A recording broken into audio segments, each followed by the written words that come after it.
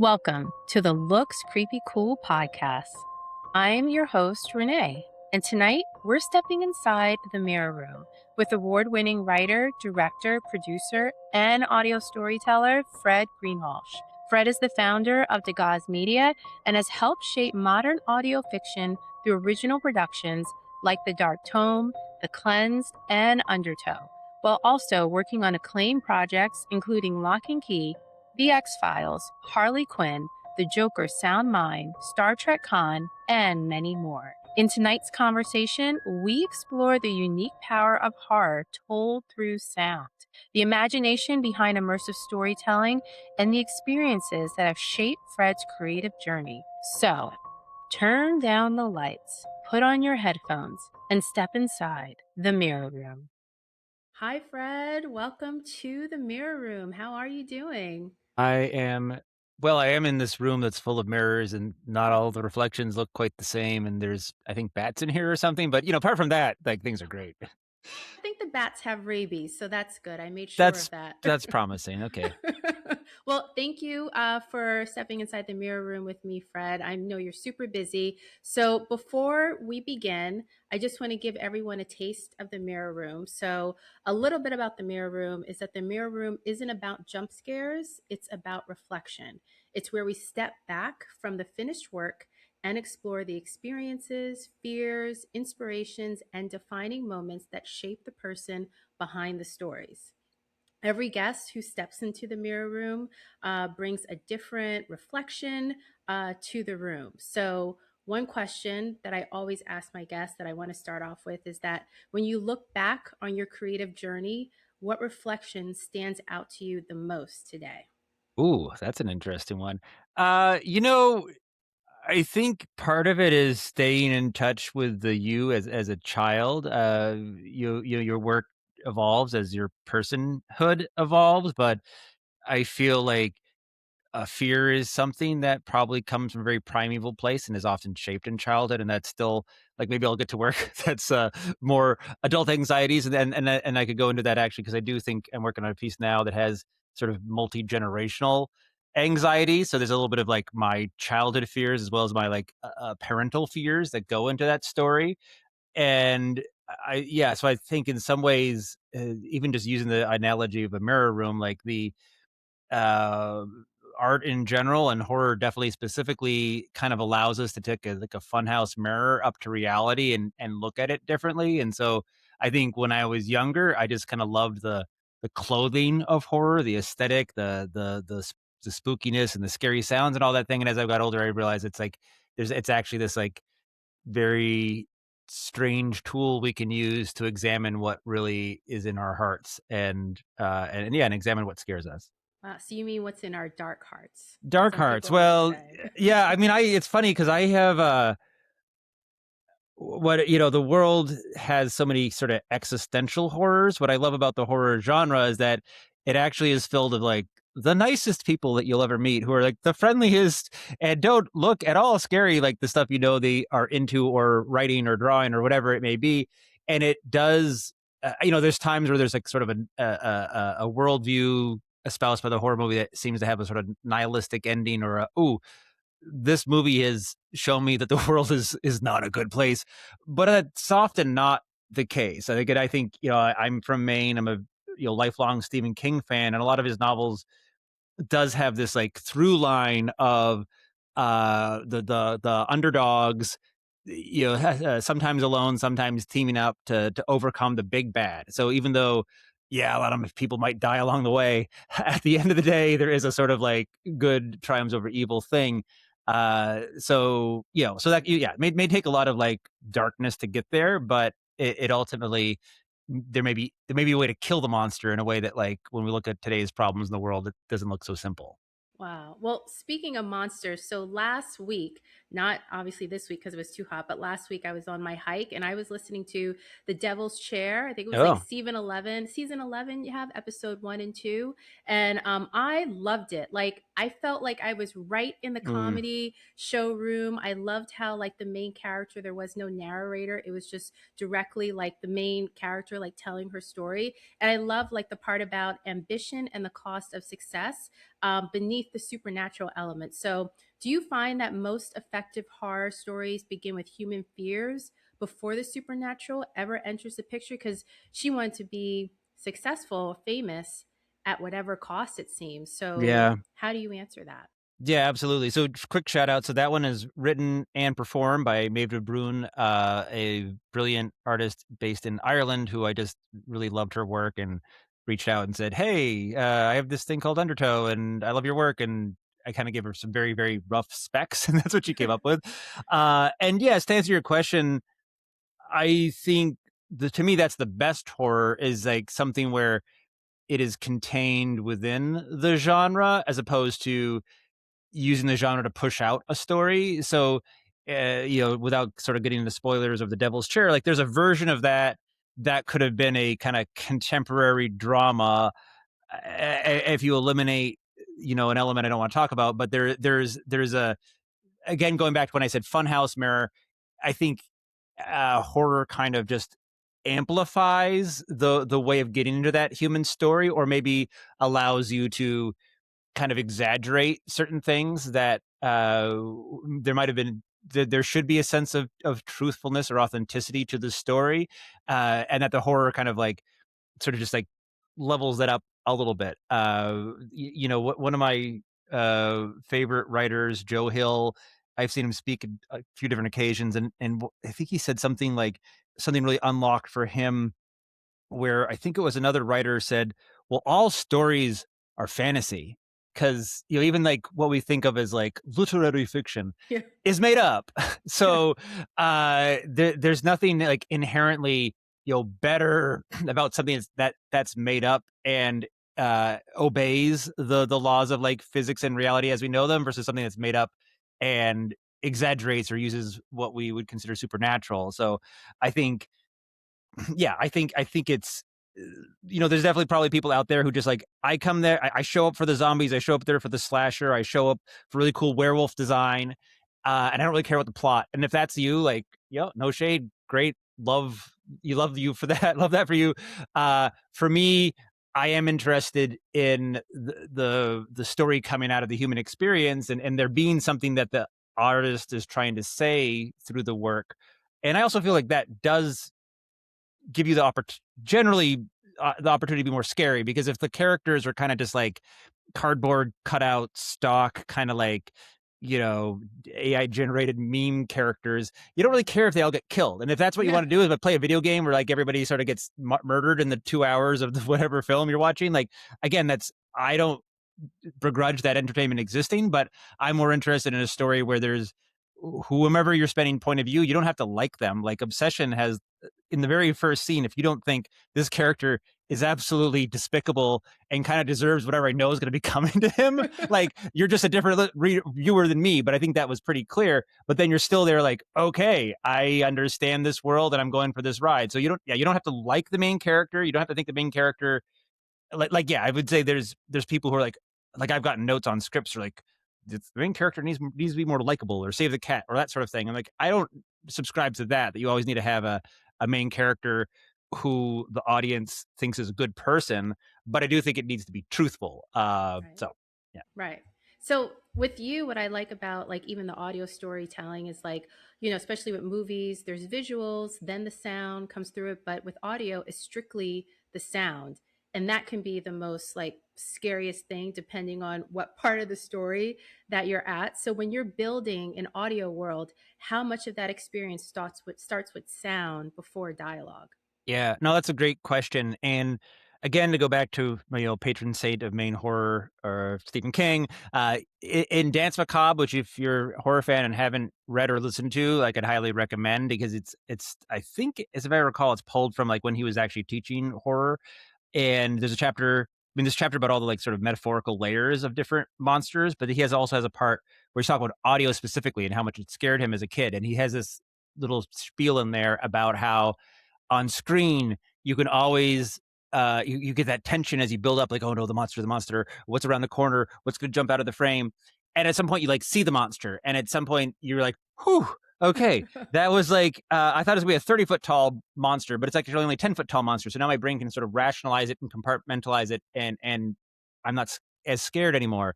And he said in audio, the power is that never happened because your brain is always it's never the reveal never really happens. So I really think about that a lot. So that's sort of one component. The other component is that I think the jump scare doesn't really work in audio. It's just sort of not a medium where, like, maybe if there's some listener out there who could have an example that would prove me wrong, but none readily appear to me. So in terms of the way you elicit horror in audio, to me is more tension building and atmosphere. And again, that's why I think character driven audio is so important, because like if you just hear someone getting murdered, it's gonna be like splat, splat, squish, squish, splat, ah, and like that's not really scary. Whereas if you're following someone who's, I don't know, like lost in the woods and it's just very quiet, and there's like a sudden rustle behind a bush, and Right. you're hearing the person, kind of that sort of very Blair Witchy kind of style, like that is actually unnerving, especially because in audio, uh, it has this like it's this medium that is like literally in your ear. Now I think it's something like maybe as much as 90% of people, if they are listening and not on YouTube, are listening to it with earbuds. So you're like, there's no other medium where it's like into your brain that directly, and so you can't help but be there in the character's shoes, and so you just really experience their point of view very closely. And so I think a lot of what I do is not necessarily about, oh, what's going to be like a scary sound effect. It's about, how do I create a situation that has tension in it, and just how far can we take that Right. tension, and how far can we go with it, and that's the game. And a lot of it is just comes from, okay, we got to make you care about the main character. We got to put you into a world where it's unsafe and something bad's probably going to happen. But the longer we can keep you from knowing where that bad thing is going to happen, the better, because that keeps you. Because even when there's like a happy scene, if you know that something, like if the monster's out there, you're like, oh God, don't be happy. Don't tell her you love her. That's the worst thing you can do in one of these. So Right. it's yeah. So I think the trick is really about architecting the storytelling to Yeah. sustain tension and to build atmosphere. With some cool sound effects thrown into. But how do you master that? Like that is a very unique skill. Like it's like even when I was listening to The Devil's Chair, like it started out like, wow, okay, you're gonna call me Chloe. Then it slowly builds, the tension builds more. And then like when you get to part two, I won't spoil it for everyone, but listen to it. It gets creepier and creepier. And then you realize, like, oh my God, she's stuck. Like she's stuck. It's like it reminded me of like the Twilight Zone meets Black Mirror, but Yeah, like that's great. darker, and I was just and I was like walking in the woods like on my hike, and I was just like, whoa, this is great. And Then I someone showed still up, it's like, hey Renee, got a yeah, great deal for you. I know. Well, good thing it was daylight, but you never know. That's when like but you never know. Sometimes the scariest things pop up out of the woods or whatever. But like how do you like one of the questions I have is that like when do you know it's the right time to shift from Mm, suspense, into horror? Because that was done so well. I was like, oh my God, I was addicted to listen. I'm not just saying this because I'm interviewing you. I was like, wow, I was addicted to it. I was going on to the next story, and I walked and burned so many mm. calories. So See, this is yeah, very horror, yeah, very good for your health. yeah. Yeah, I don't. I think that's probably more an intuitive thing than because I think as an audio storyteller, so for anybody who's into any sort of entertainment, like consuming as much stuff as possible, stuff you like, stuff you don't like, you can learn something from pretty much anything that's ever been made. Whether it's something, oh, I should do stuff like that, or don't do that. And so some of it's just from having different tastes. Uh, you going back to like the sense of like, I guess what you're asking is almost like a pacing question. I did go on a deep dive, kind of revisiting a lot of the early Stephen King. I started reading his bibliography, not his, his books in publication order, which is a big undertaking actually. And it take a book like The Shining, like the ghosts really don't enter into it until I think almost halfway through the book. There's a long period of time before like anything kind of like quote unquote scary happens, like, or there's scary stuff because you start to be like, oh, I don't think Jack is okay, long Right. before it goes like really not okay. And it, I would say like Cujo has almost a kind of similar arc. Like I do think, the dog. I'm gonna say spoilers because these Poor books have been around for dog. like 50 dogs. Yeah, so Yeah. there's things where you're like, he establishes that there's a bad thing out there, but like in terms of what's happening to the characters is actually quite a long way through the book before they're put in the situation. And then it's like, and that's what's also amazing is you get these books where then like it's like slow burn, slow burn, slow burn, and then like the last 100 pages, like all hell breaks loose. And so I think I guess maybe I've internalized some of that type of story structure, which is a bit different than say typical movie structure, which is a very formalized 3 acts, and you kind of have and I maybe use a little bit of both because I'm working on a project now that's 9 episodes, and it sort of has like a 3 act structure, but it's almost like it's three like little mini movies within one, where there's like a story told in each of the 3 chapters that all build on each other. But I in terms of like exactly when to like flip the switch, I don't know. There's not really a formula to that. You just sort of get to a point where, okay, I think we've been luring them in deep enough down this rabbit hole now to reveal the rabbit hole is actually filled with spiders. Right. Well, it's their intuition. I guess through Yeah. every writer, creator, you just got to trust your intuition. And that leads me to like, you have like worked on like, very recognizable like franchises, like from Star Trek Con to the X Files and what have you. So, one of the questions I had is that like, how do you basically, when you step into like an established universe, how do you leave your own creative footprint, fingerprint, while still honoring what fans already love, like the X Files, Lock and Key, Star Trek? Like, how do you do that? Yeah, that's fun. One little post on what I just said, though, before we move on from it, is that I think making mistakes is an extremely important part of the creative journey. And so, part of how you know when to do it, I won't even say right, because I don't know that we ever quite know what we're doing. But the more stuff you do, the more you get a sense of like what worked or didn't work for your specific thing. And so, whenever I'm talking to people who are, whatever part of their journey they're in, but typically earlier, is like just make stuff, please, just make Yeah. stuff. And if it doesn't come out exactly how you want it to be, just learn the lesson and move on to your next thing. Which it does pertain to this question too, in the sense that so I guess I'm grateful that I have a ability to, you sort of do different things depending on what a project asks you to do. And so Mhm. I'm I'm a horror lover. I've had the good fortune to work on many horror projects, but I'm also like the audio guy. And so there's times where I'm brought in these franchise projects. The role is not it's not necessarily to make it feel like a Fred project, but it's to say, how do we make this thing into its best version in the audio format?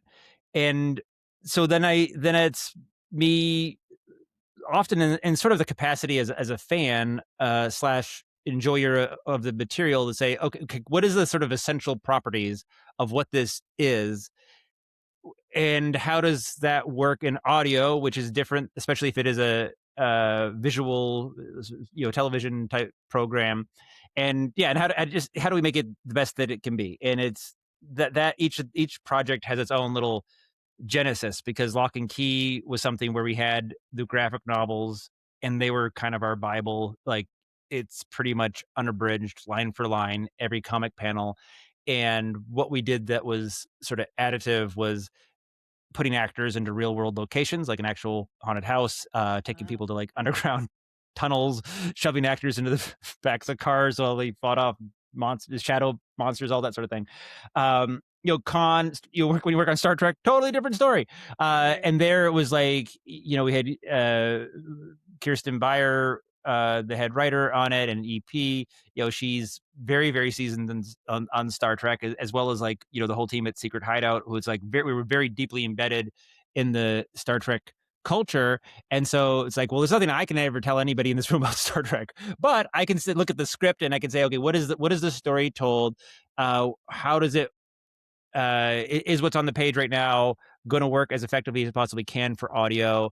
What are Mhm. things that I could suggest that maybe helps these ideas translate or bring it to life? And so a lot of the times I do have a sort of, I call it, when I think of scripts, I think of scripts as they're the blueprint to the house, but they're not the house. And so Got it's it. like I'm almost like a contractor. It's like, hey, okay, hey, cool architects, like I'm going to build this house that you designed. But let's talk about some of the decisions and make sure we're how I'm interpreting these blueprints matches the house you think you designed.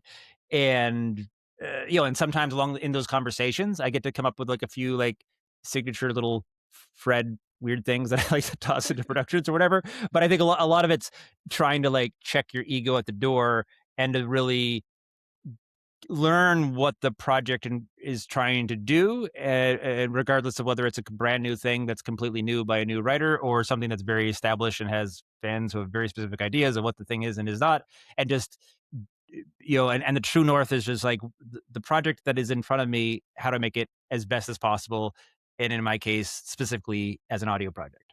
And did you, that's fascinating because then I start thinking about like with familiar haunts, and that was inspired by stories from your family's haunted farmhouse in down East Maine. So, did that experience in writing stories and creating that helped you with like, working on these franchises? Well, that's almost like maybe a slightly different lane. My horror origin story does go back to I well, 10-ish, 10 years old or so in a well, it's also my sort of my sonic origin story because the house had a very specific sonic properties to it. Like it groaned when the wind blew in a very specific way, and it had these old windows that would rattle in their frame and almost like moan like and I can be brought to a really specific memory of my childhood by the idea of playing like Peter and the Wolf on a record player in a specific room. And so there is a very specific sonic signature of that house. And that house was also, yeah, super, super haunted. And actually the specific story you're referencing, the buried farmhouse was real because the that farmhouse that was haunted, that was in my family for generations, was ultimately sold, and I learned from this, like, guy who was straight out of could have been out of a Stephen King novel, like, the guy across the street, I went to visit the lot, and it just looks like a hayfield now, and he's like, "What did you?" And he told me that and I was like, "What happened to the house?" And he's like, "Oh, they buried it." You're like, "Who?"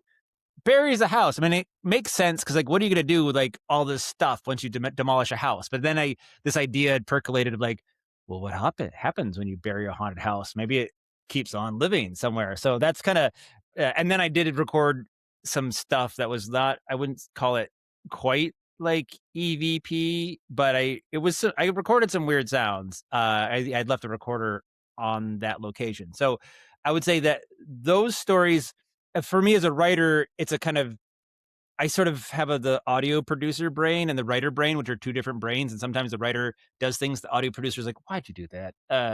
And so, it's almost like I'm two, multi personality, just type of things going on, where the writer has to be free to come up with a story and craft a story, and I apply the same sort of process to my own writing of like what is this and how do I make this as best I can with the skills and budget that I have in front of me, and try to give myself the same respect I do these franchise projects, even though the budget number is not the same. How long did you live there? It was in the family for generations, but I only really lived there full time, maybe a couple years, but it was a very tumultuous part. It was my parents were going through a divorce. It was a lot was going on. My older brother took it upon himself to introduce me to like the movie Alien Oh during my that period of God. time, and he Like was that was also helpful. oh no, very great. No, and he I think I had very apparently very colorful reactions to this because there was like Tremors came out and like he would do God. things like get his friends to like play. He's like older than me, like 7 years, and he would I there's like this story where there's like a little lake, a short walk from the farmhouse, so we'd Mhm. go and swim and whatever. But there's like a large boulder, and so he had a friend like pretend to be like grabbed by a tremor underneath the boulder, then fall underneath it and start screaming. And he's like, I never saw anyone run ever as fast as you ever did in that moment, Fred. I'm like, yes, because I thought a tremor was going to eat me. so, uh, so I do have my older brother to thank for like helping me live in a sort of ongoing horror mentality for that period of time. I was a very Yeah. imaginative kid. Uh, so yeah, and there's other stuff too, but it's a place that like, yeah, that just was a very, very just yeah, like really sticks with me. And I think yeah, I met a lot of people who, if they're into horror, often have some sort of like I read or watched or saw or whatever too early type of origin story, and so I'm definitely one of those.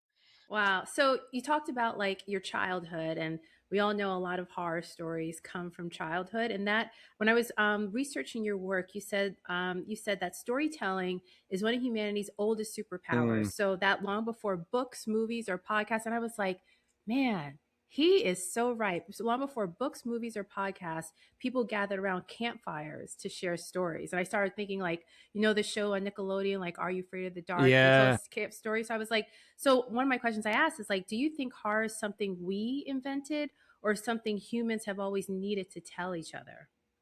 Yes. Well, my I guess sociologist hat on this, Hmm. or anthropologist maybe, is that these are cautionary tales on the very, I mean, and I think you can look at many examples going back to the beginning of human storytelling, like fairy tales. I think are pretty widely acknowledged that they're like, don't play in the woods, kids, or there may sometimes there may be a sort of moral or ethical message to them, but that's sort of encoded within the story.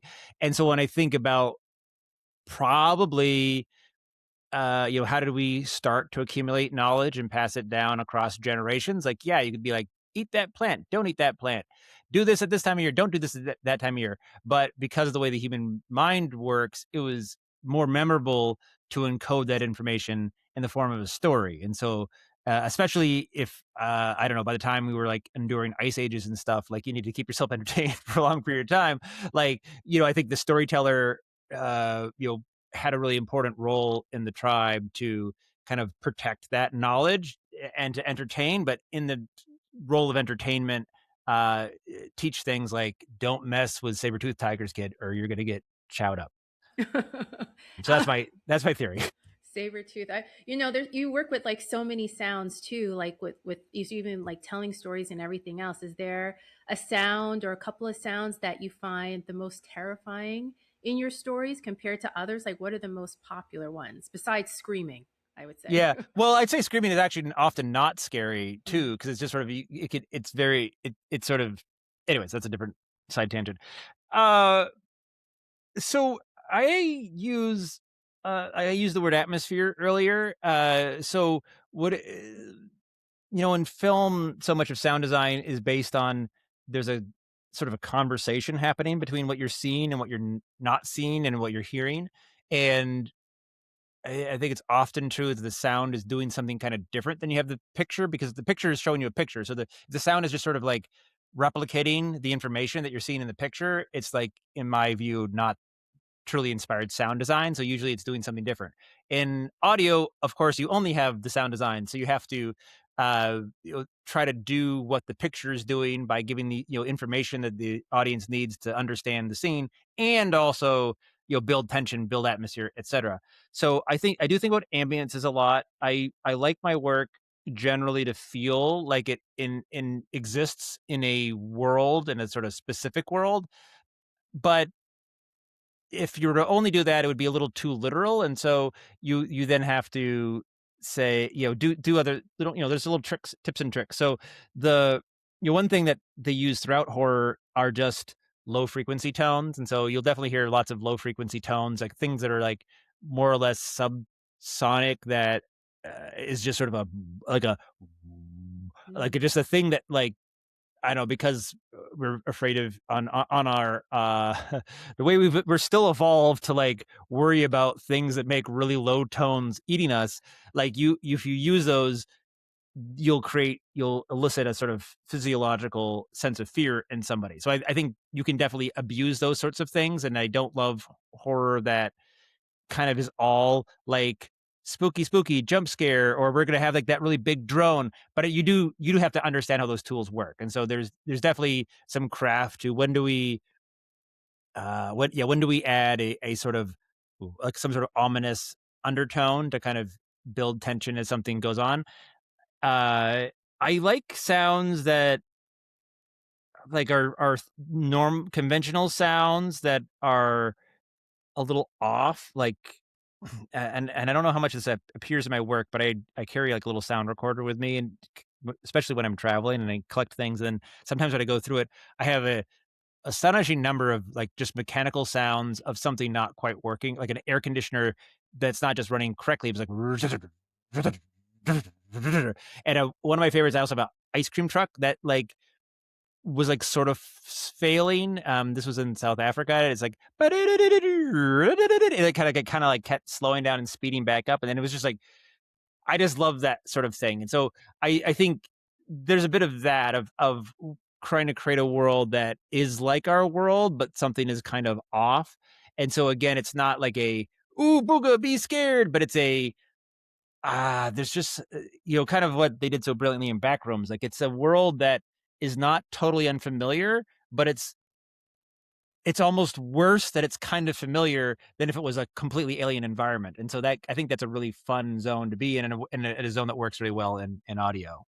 Wow. Wow. So you carry a tape recorder with you when you travel. Not a tape Wow. recorder, but it's digital. But yes, Digital. but Well, yeah. has there ever been a sound that you picked up that really scared the crap out of you when you like listened to it back? Like when you were like alone? uh, not exactly. There's one of your questions. I don't know if I could jump to one because you Oh, said we're not yeah, getting there yet. yeah, we're gonna We'll answer say that. I'm gonna Yeah. save that for that Okay. part of the conversation. Okay. Okay. So, Yeah, and that's like the final door. So yeah, the final reflection from the mirror room is that when someone listens to one of your stories alone in the dark, yeah. where do you hope the real horror begins? In your world or in their imagination? Oh well, I think these are all. I mean, this was really cool about audio is that you're projecting a movie in their mind. It's more like novels than it is like a movie where if you're in a room with 5 people, you all kind of maybe watch the same movie, but if you all listen to an audio drama together, you all have different images in your mind. And so if I'm doing my job correctly, I am you're building that image. It's a magic show, right? I'm doing something over here, flapping my cape or distracting you so that the image can enter your mind, and that's the magic trick. And so if you are successfully like that means I did my job well as a musician. Awesome. And so you have reached the final door of the Uh-oh. mirror room, Fred. And before we let you go, what is the creepiest thing that's ever happened to you? And what is the coolest thing that's ever happened to you? This is the Looks Creepy Cool podcast. So Yes. you can answer that in whichever order you want. Okay. Well, the creepy one. So you would think it was from the haunted farmhouse, which was creepy because I, grew up listening to like a being walking up and down the stairs at night. However, the story I want to tell here is when I got to hang out with one of my other sound buddies, Raul Vega, another audio dramatist, made this show called Rose Drive. He works at Hans Zimmer Studio out in LA, and it's out there recording a project. And we were hanging out one night, coming back to North Hollywood, where we were staying, and I, of course, had the recorder I was just telling you about, and I don't know, it's like 1 or 2 in the morning, and I hear this ding, ding. I was like, "That's a really cool sound." Ding. So, you know, yeah, let's go to the sound. And I was like, Fred, is this a good idea? Like, I know it's like, but this is a cool sound. Go check it out. And so start wandering into the night in like North Hollywood outside the train station, and we just get to this point where it's like a long, it's a lit like median strip or something as far as the eye can see, and then and I see this like figure, like a sorry, I'm not joking, like a cloaked figure in the darkness with some sort of like metal rod, just like whacking a light pole, bing, bing, and I'm like, oh. I gotta not go and record that. And then just as we arrive there, this like figure like stops and like looks and clocks the two of us. And I'm like, ah, run. And like the two of us hightail it out of there like as fast as we could possibly run to Rule's apartment. Oh my Uh, God. and yeah, you may hear the story of the Ding Ding Man. I've not yet turned it into a show, but Oh my it was God. it was it was a real true moment. Yeah. That is scary. I would have pissed in my pants. My goodness. Oh my God. Yeah, So I don't was know. People say I sometimes inhabit like a weird energy vortex because strange things. I don't know. I'm like, oh, this is a cool sound, and then like, Fred, you're going down a dark alleyway at 2 a.m. Is this a good idea? But this is a cool sound. Don't go to the cool sound, Fred. Don't go to the cool sound. Well, you have a good friend because like he came with you. He did. He could He have been did. like, screw this. Yeah, Here's it's the like I'm out. flashlight. I'm out. Oh uh, man. Yeah, and on the cool question, I would give a shout out to Star Trek Con. That was an honor of a lifetime to direct that show. I mean, a very ambitious addition to the franchise in audio. And I think, for me, yeah, again, talk a little bit about coming from Maine. I came from a very blue collar background, a family that did not understand what I was going to try and do, though they're as supportive as they could be, but very, very humble means. And so the ability to like have gotten the opportunities I've had is really special, and I don't take for granted. And so to work on Star Trek, especially like Star Trek, I grew up like watching it on you know uh, broadcast television, taping it off of television onto VHS tape for some reason, and also being horrified because Wrath of Khan has this scene of the Seti eels like in Chekhov's mask, which is like absolutely terrifying. So anyways, there's a moment where I got to fly out when I first met Naveen Andrews, who I'd be directing on the show, where like I don't know, I guess I knew I was gonna be directing the show, but like the like a lot it's so busy, there's like so much stuff to do, that like it was only when I was like walking into the offices at like Seta at Secret Hideout, the Alex Kurtzman's company managing the franchise for CBS Paramount, and like going into like the room where we're going to be meeting, and there's like just like some scripts on the table, and there's like the scripts that have like the writer's name watermarked on them, there's scripts that have Naveen Andrews' name watermarked on them, there's one next to it, it's like Fred Greenhalgh, and like, oh yeah, I'm a real boy. I'm a real director. This is happening. So that was really cool. It was like, I don't know, it was just really special to feel that I'd earned my stripes to be, shepherding a franchise project after, having done lots of at bats, and what that means is somebody who, grew up, went to public school in Maine, is not an opportunity I took for granted. So, that was a cool day. Wow, Fred. Wow, that's amazing. And thank you so much for coming on the Looks Creepy Cool podcast. You had an incredible creative journey. And anything, you did talk about some things that you're working on. So before you leave the room, anything you want to tell the audience, like what's coming up and where they can find your work and everything else? And I'll put links in the descriptions when we promote this episode. Awesome. Yeah. Well, Star Trek Con is gonna come up podcast players. That's a CBS podcast. My horror stuff, like where Renee, you were talking about the Devil's Chair. That's on a thing called Undertow, under TOW, and yeah, there's like 11 seasons. All the seasons are a bit different, and they don't. It's not necessary. You don't have to. I mean, you can start at episode 1 and listen to the whole thing, or you can just scroll through it and find a story that seems interesting and jump right in. I'm actually working on a little kind of mini-sodes for this piece called by Arthur Machen, who is a 1800s-ish, I think, early weird fiction, but Stephen King in his book Revival said it's one of the scarier stories he'd ever read. So I'm like, oh, that sounded cool. And so, anyways, I'm just myself doing a reading of one that'll be out in July. So if you happen to hear this and go check out Undertow, you'll see that. It's called The Green Book. And I'm working on a new project called Lazula, Lazula. That probably won't be coming out till next year. So, keep watching for that. But it does involve a haunted lighthouse, which is going to be a lot of fun to go Awesome. wander around. Awesome. Well, Fred, you have entered the house. You'll always be a guest. So keep us posted on like your next projects. Happy to talk about it, promote, and what have you. You are amazing. You and guys, Fred is super busy. So I was so excited that he was able to say yes to my podcast and come on. And Fred, you're great. So thank you so much for being a guest and entering the mirror room. You can leave now. I can leave now, but will I get out? That is a real question. All right. Thanks, Renee. Thank you so much, Fred.